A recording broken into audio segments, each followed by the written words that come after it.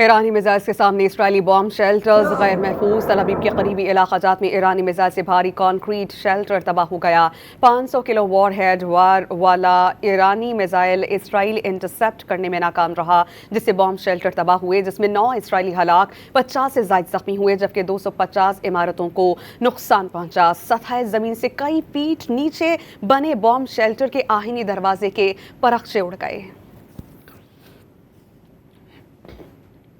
ایرانی میزائل کے سامنے اسرائیلی بام شیلٹرز غیر محفوظ تل ابیب کے قریبی علاقہ جات میں ایرانی میزائل سے بھاری کانکریٹ شیلٹر تباہ ہو گیا 500 کلو وار ہیڈ والا ایرانی میزائل اسرائیل انٹرسپٹ کرنے میں ناکام رہا جس سے بام شیلٹر تباہ ہوئے جس میں 9 اسرائیلی ہلاک 50 سے زائد زخمی ہوئے جبکہ 250 عمارتوں کو نقصان پہنچا سطح زمین سے کئی فیٹ نیچے بنے بام شیلٹر کے آہنی دروازے کے پرخچے اڑ گئے۔